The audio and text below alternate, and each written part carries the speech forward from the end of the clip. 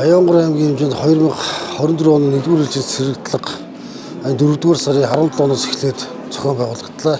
За бид хүн сая одоо 20 сумдуудаараа сэргэлтлэгээ зохион байгуулад өнөөдөр Баянгар сум дээр одоо сэргэлтлэгээ зохион байгуулж байна. За энэ удаа бол сэргэлтлэгээ насны залуучуудын хамралт бол ер нь бол төдийлөн сайн биш байна. За энэ жилийн хувьд бас нэг 1-р курс болон төгсөх курсын оюутнуудад бас зарлан дуудах өгөөгөөрөө бас нэг юм олстой явж байгаа учраас залуучуудын хамралт бас бага байна.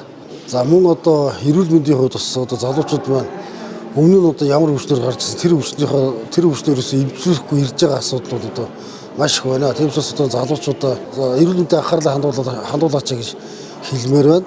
Миний хувьд одоо үндсэндээ бол 30 дахь жилдээ энэ цэргийн алба хааж байна. Тэгээд цэргийн алба хаасны давуу тал нь одоо хамт олонч мөн одоо хүний үг дуулууртай сонсон сурна мөн одоо төвчээр гэдэг энэ одоо агуу зүйлийг хүнээс үг сонсох энэ агуу зүйлийг бас эзэмшдэг болов гэж бодд юм а. Тэгээд залуучуудаа одоо эртгэж цэргийн алба биеэрээ хаагаад дараагийнхаа зорилгыг тодорхойлоход бас одоо амьдралд нь төхөн байх нь болов гэж миний хувьд бодож байна.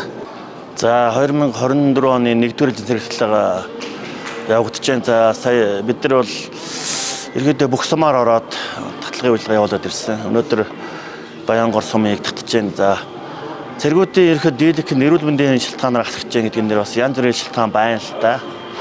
За энэ дээр болохоор 1-р шалтгаан ерөөдөө бас нэг гэмтэл бэртлийн асуудал нэлээд байдаг юм байна. За дээрэс нь бас чих хамраа бол чихний хэнгэр хэлсний цооролттой, хоёр чих цооролттой асуудал. За тэгэл янз бүрийн арсны асуудал. Ер нь бүх төрлийн өвчин байгаад байгаа. Ер нь бол яг нийт Орсын цэргүүдийн ер нь нэг 70 орчим хувь нь эрүүл мэндээр тэнцдэг. За 30 орчим хувь нь ихэд тэнцдэг байгаа даа. Одоо сүүлийн үед бас эрүүл мэндийн асуудал бас ихэд гайгүй болох нь болоод байгаа. Гэхдээ бас нэг тодорхой гэмт бэртлийн шалтгаан бол нэлээд зөглөн тохиолдоод байгаа. Дээрээс нь бас вирусын шалтгаантай эдгэний өрөслүүд, тархах өрөслүүд байж байна. Яг ер нь бол одоо нэг онцоор байнга хатж байгаа улсууд байгаад байгаа. Тэрнээс идэгдэг өвчнж байгаа. Гэхдээ бид нар бол эмчилт боломжтой өвчнүүдийг бол тухайн жилд нь сумуудын эмчтэрт нь болон өргүүдийн эмчтэрт нь хилээд за энэ хүнийг дараа жил энэ эмчилт боломжтой өвчнөө эмчилсэн байгаараа гэдэг өөрийг даалгаврыг өгөөд байгаа. Тэгээ энэ харамсалтай нь энэ бол сайн мэдэрч өгөхгүй байгаад байгаа.